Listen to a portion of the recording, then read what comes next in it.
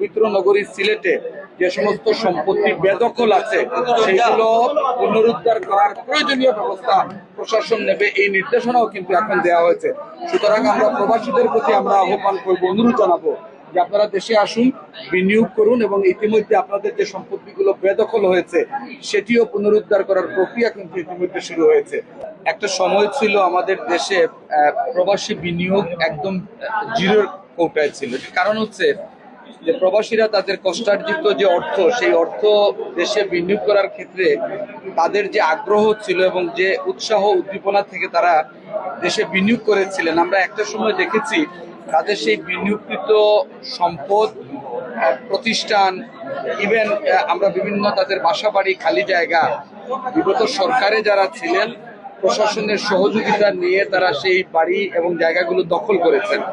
এবং আপনাদের নিশ্চয়ই খেয়াল আছে যে 5ই আগস্টের পরে যে প্রশাসন কিছুটা চেষ্টা করেছিল এই দখলকৃত একাধিক বাড়ি এবং জায়গা কিন্তু পুনরুদ্ধার করে প্রকৃত মালিকের কাছে ফেরত দেওয়া হয়েছে, বিশেষ করে প্রবাসী যারা।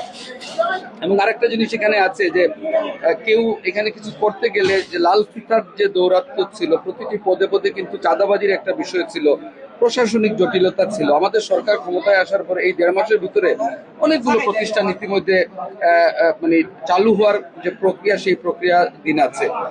এখন প্রবাসীরা এই বিশ্বাসটুকু তাদের মধ্যে জন্ম নিয়েছে যে এখন দেশ নিরাপদ, প্রবাসীদের জন্য এখন দেশে বিনিয়োগ করা বিগত যে কোনো সময়ের চেয়ে অনেক বেশি সহজ এবং মানে ইজি প্রক্রিয়া। এই জায়গা থেকে কিন্তু প্রবাসীরা এখন প্রতিষ্ঠান করছেন। এবং আমি এই কথাগুলো সবসময় বলি যে একটা প্রতিষ্ঠান আপনি করছেন, এই প্রতিষ্ঠান আপনি করার কারণে এখানে কিন্তু আজকে দেখেন আপনি যে আমাদের Saffron restaurant and party centre, এটি কিন্তু তাদের দ্বিতীয় শাখা এবং তারা যে জায়গাতে করেছে এখানে প্রায় শতাধিক কর্মকর্তার কিন্তু কর্মসংস্থানের একটা ব্যবস্থা তারা তৈরি করে দিচ্ছেন। এই যে প্রতিষ্ঠানগুলো হচ্ছে বিদেশি বিনিয়োগে, এটি শুধু তারাই লাভবান হচ্ছেন না, এই প্রতিষ্ঠানের উপর ভিত্তি করে অনেকগুলো পরিবারের জীবিকা নির্বাহের একটা মাধ্যম কিন্তু এই প্রতিষ্ঠান। আমাদের সরকার এবং আমাদের মাননীয় মন্ত্রী এখানে উপস্থিত হয়েছেন।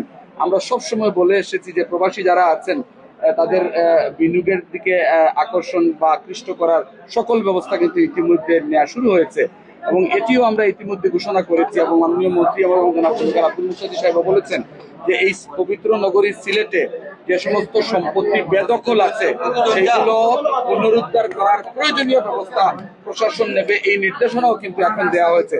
সুতরাং আমরা প্রবাসীদের প্রতি আমরা আহ্বান করবো, অনুরোধ জানাবো যে আপনারা দেশে আসুন, বিনিয়োগ করুন এবং ইতিমধ্যে আপনাদের যে সম্পত্তিগুলো বেদখল হয়েছে সেটিও পুনরুদ্ধার করার প্রক্রিয়া কিন্তু ইতিমধ্যে শুরু হয়েছে এবং আমরা বিশ্বাস করি এটি উদ্ধার হবে। ধন্যবাদ।